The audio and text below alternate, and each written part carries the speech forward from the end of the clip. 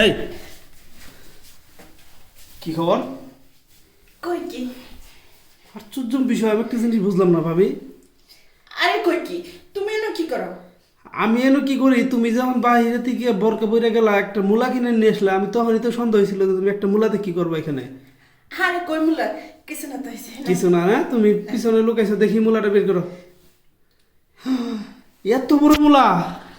আচ্ছা ভাবি, দেখি এত বড় মূলা নিয়ে আসছো তুমি ওয়াশরুমের মধ্যে। আচ্ছা একটা জিনিস বুঝলাম না, তুমি মূলা ওয়াশরুমে নিয়ে এলে, আমরা যে এতদিন ধরে তোমার বলি, আমি আমি তো মাঝে মধ্যে বলি যখন বাসায় কেউ না থাকে তাহলে আমি আসি, তুমি আমার আসতে দাও না, তুমি মূলা নিয়ে আসছো এখানে, বুঝলাম না বিষয়টা। আরে তুমি রে কি কও না কো? উল্টা উল্টা কথা কও কি লাগা? আমি তো মুলা নিয়ে আইছি খাওয়া লাগা।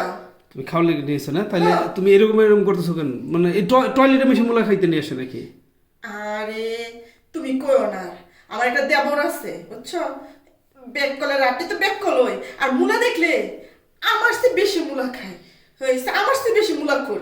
এর লাগে আমি কি করি, টয়লেটে নিয়ে আইছি, টয়লেটে খাও।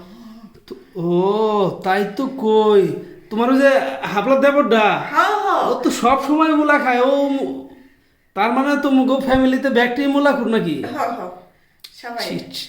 আমি কাটতে সাকতে মনে করে সুন্দর করে লবণ দিয়ে মা হ্যাঁ রাহি খাইবো, ওই নিয়ে জায়গা এর লিগে আজকে ভাবি ভাবি ভাবছি সরি, আমি মেলা বড় ভুল করে ফেলাইছি। একটা ঘটনা হলো, আজকে তোমার হাতে মূলাটা আমি খামো বুঝছো, তাহলে তুমি সুন্দর করে দাও। এখানে 2 দিনে ছিলা?